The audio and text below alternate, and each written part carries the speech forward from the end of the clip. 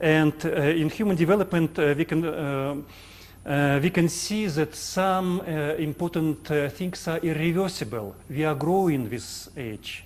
We are learning language, and when we learn language, we can't put it out from us, from there.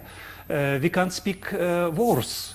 With age, we speak better and better, usually, normally, if we are normal human being.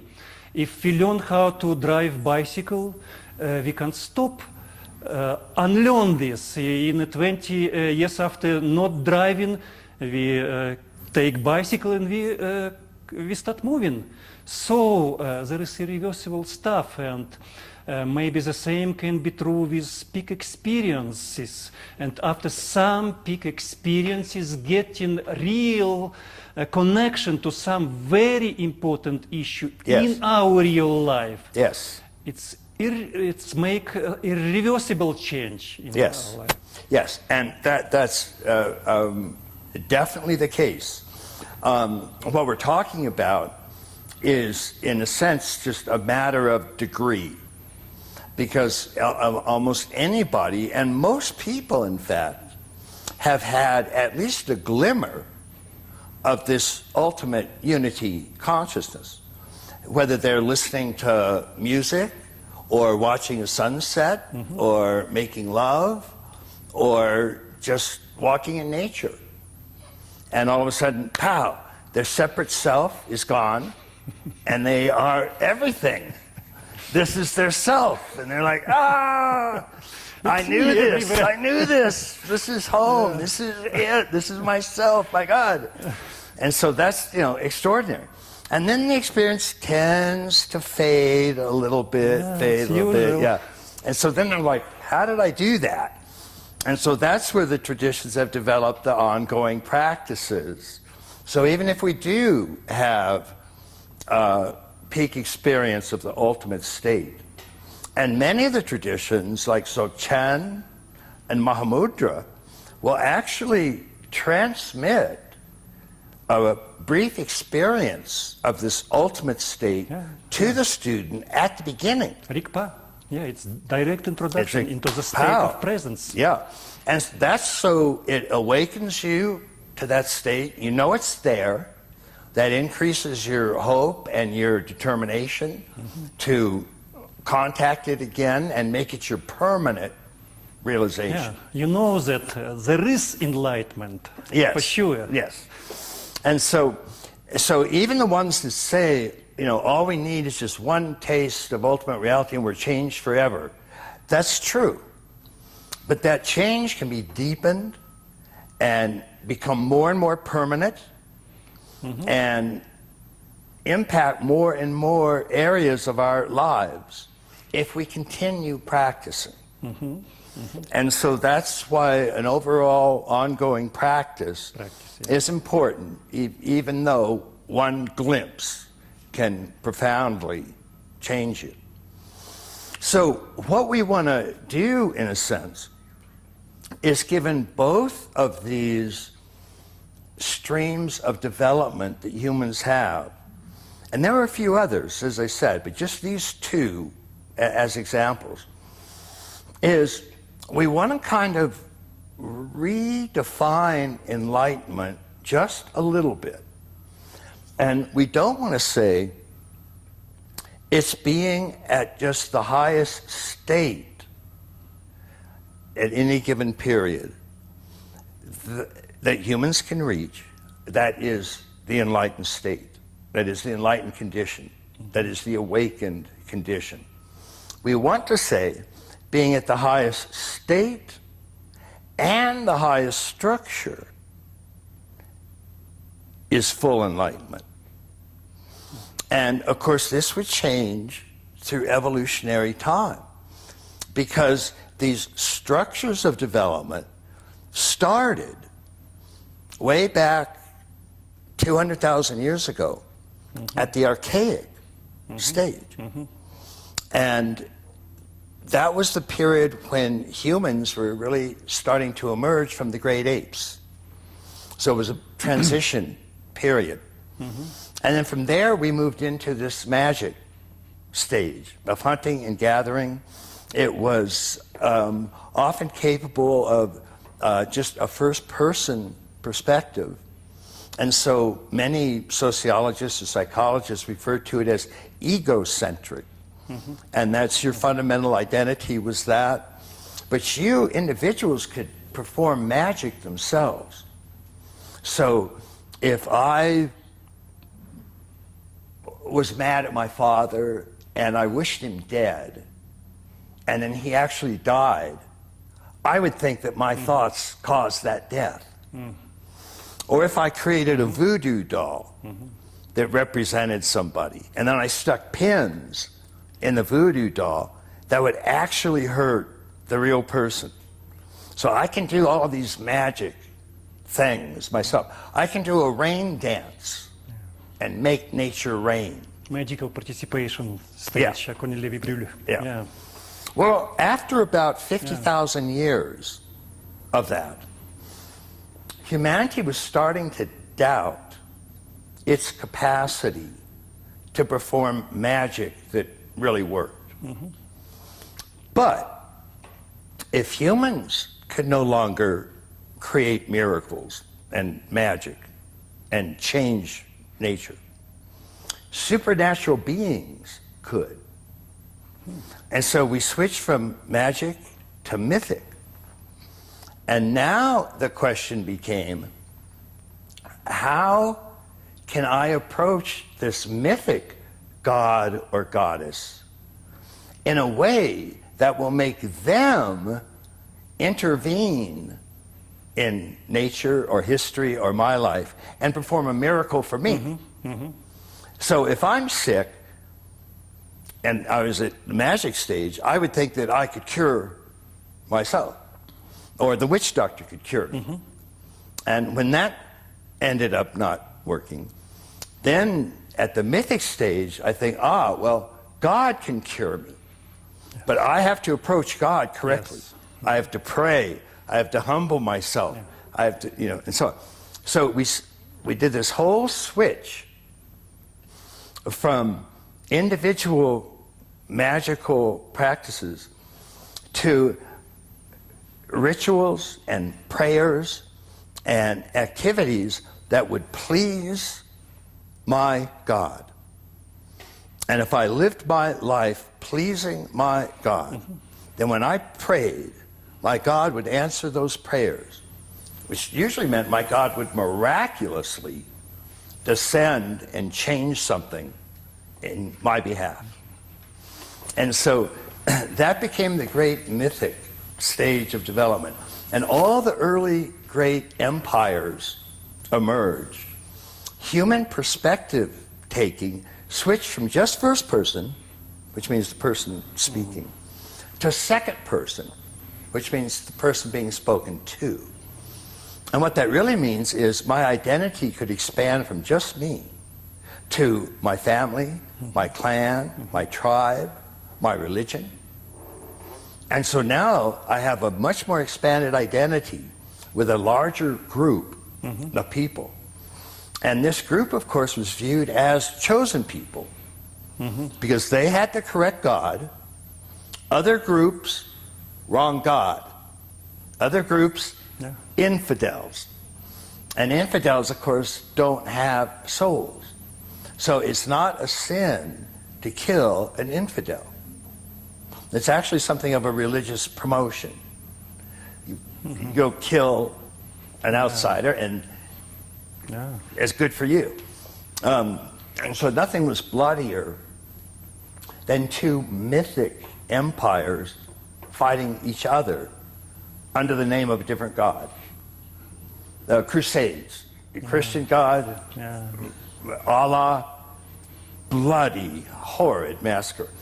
And of course, it's very strange that when we think of religion today, we hear two diametrically opposed claims about what it does in the world.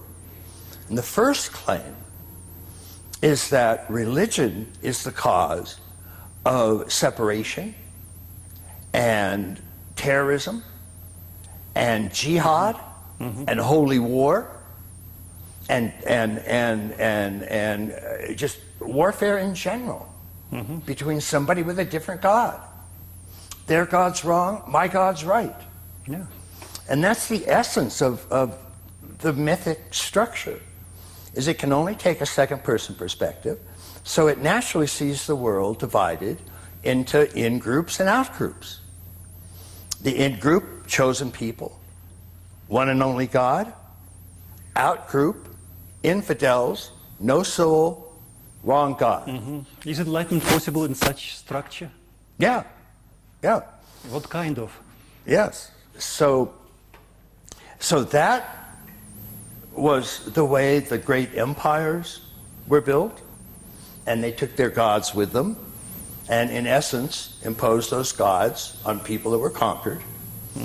And one time or another, great empires spread out all around the world and conquered most of the known world for their time. Yeah. So whether it was Alexander the Great to Genghis Khan. And this was, in a certain sense, even though it was done often in harsh and brutal ways, if you take the long view, what you actually see is consciousness continuing to grow and expand. And so it's making bigger and bigger and bigger units. So in Israel, we have 12 tribes. Yeah. And when they were magically oriented, they remained 12 separate tribes. And those were related by blood lineage. And if you met a different tribe and you weren't blood related, they didn't know how to interact. So they would often fight, take slaves, or other unpleasant sort of interactions. But with the mythic structure, when that began to emerge around 10,000 BCE, then all of a sudden, tribes could be related as one society because they viewed themselves as all descending from the same God. So they couldn't be actual brothers and sisters of the same earthly parents, but they were all brothers and sisters of Jehovah. And so the 12 tribes came together and made one group. And so that's how we see this expanding consciousness. In a sense, a certain kind of love was expanding. Because 12 tribes that previously would have fought, now it was sort of a golden rule that they loved each other. Yeah. You didn't love, the surrounding societies. You still fought them, basically. But we can see it sort of slowly expanding. And then the next major emergence of the rational structure, that actually introduced a third-person perspective. And that third-person perspective means first person's person speaking, second person's person being spoken to, third person is the person or thing being spoken about. And so that generally is taken to mean that you can take an objective, sort of distanced view of something.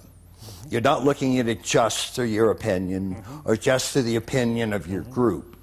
You're looking at it in a way that all human beings would agree with you. And so also all human beings were treated fairly, regardless of race, color, sex, or creed. Never happened before. And so this, in the West, from the Renaissance to the Enlightenment, we find the emergence of this rational structure. The Durants called it the age of reason and revolution. The revolution part was that monarchy, which at that time dominated the world, was overthrown in favor of representative democracy. And so we had the French and American revolutions. We had the rise of representative democracy. We had, in a 100-year period, the end of slavery for the first time in history. Even tribes had slavery.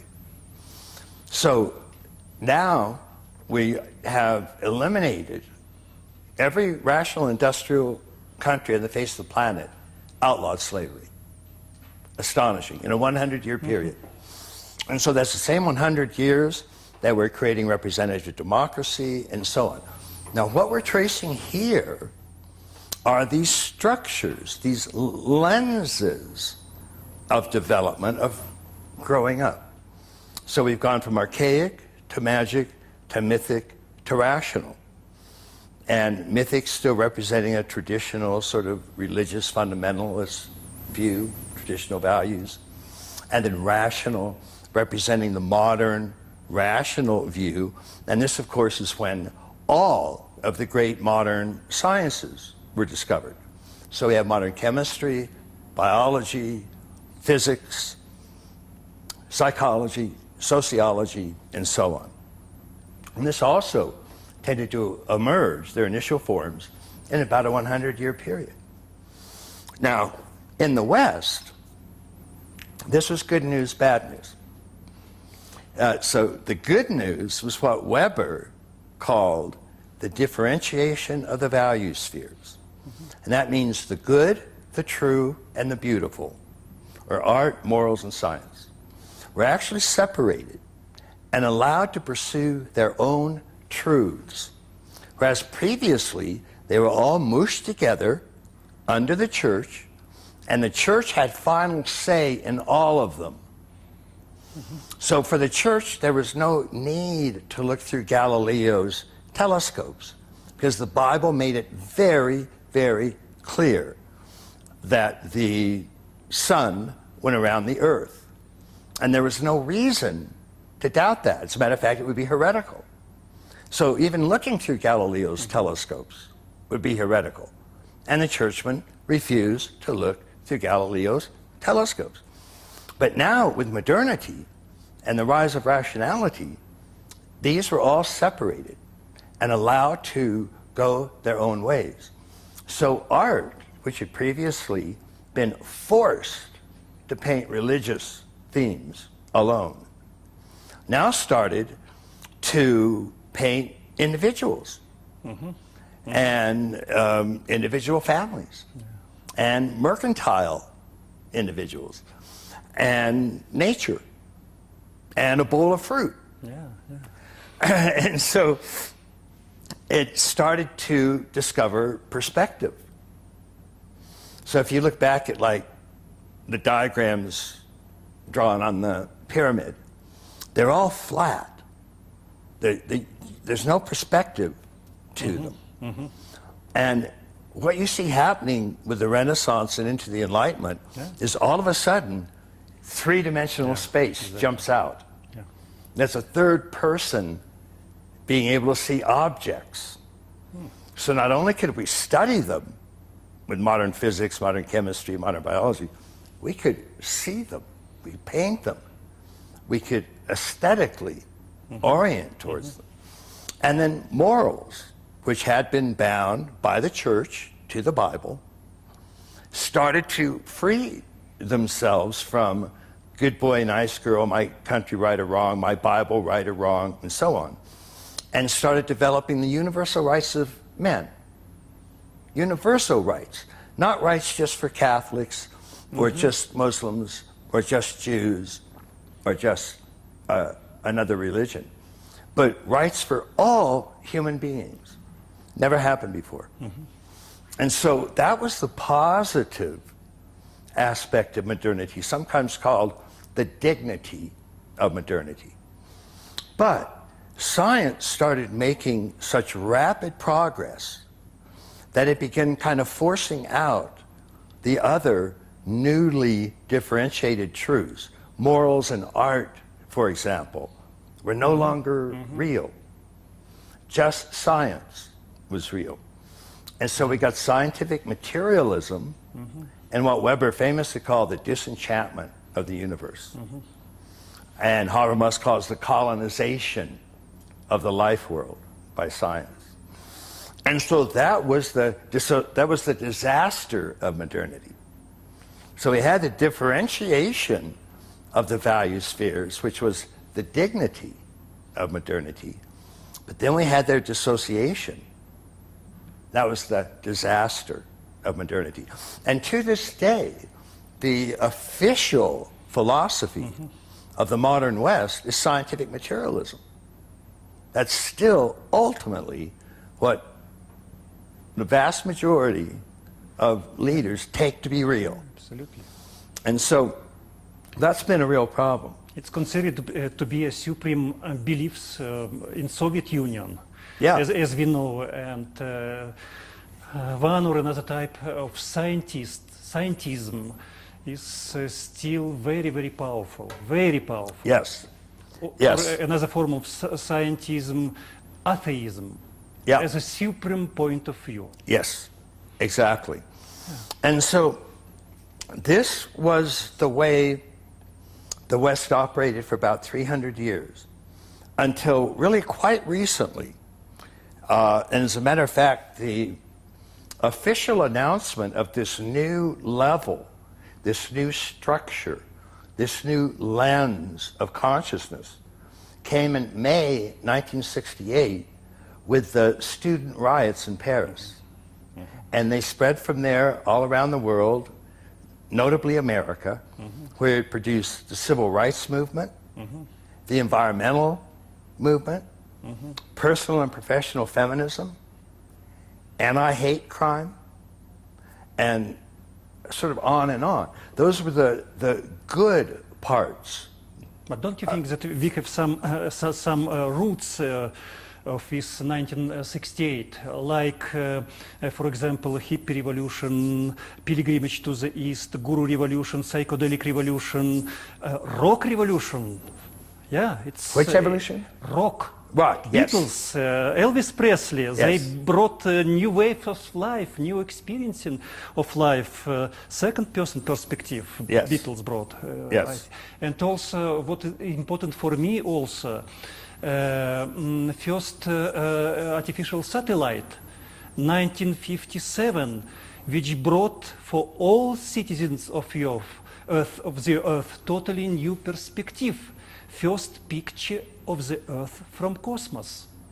And when people who lived it this year first time look at this picture, it immediately put them into cosmos, into the position of the observer. Yeah. It happens just invisibly. The total civilization invisibly steps into the new era of global vision. What was available for a group of visionaries for the whole history of humanity now became for granted for the whole human being. And I think that it's some invisible but very powerful change. Yeah. Yeah. Creating a platform, possibility, basis for 1968, for its zeitgeist in whole human Western civilization, which manifested as transpersonal psychology in the Bay Area, as rock revolution, as many other important changed. Yeah, definitely. And as the 60s started to unfold and the boomer generation came of age, many factors started to contribute, including the inrush of Eastern religions. The psychedelic revolution really had quite a profound impact that's not often recognized, but it got into art, it got into fashion, it got into lifestyle. It really spread out. And the Vietnam War, Yeah. a huge impact. So all these things started coming together, and they challenged the previous rational level, in a sense, beyond ways that it could give satisfactory answers. And this is what happens in these structures. The reason that magic gave way to mythic, and mythic gave way to rational, and rational gave way, modern rational gave way to postmodern pluralistic. It's because they answered questions and looked like they were doing great, and initially they answered all the questions they had, but as they continued to exist, new questions came up they couldn't answer. Things got more and more confusing. And so they actually had to leap to a higher level, more inclusive, that included more of these areas and therefore had answers for them. And then that went great for a while and answered all the new questions that everybody had, and things were going wonderfully and so on. And then pretty soon, new questions came up, couldn't be answered, things got more and more confusing, tension increased and so on. And again, we leaped to a higher level, a higher structure. And it encompassed all these problematic areas and had some answers for them.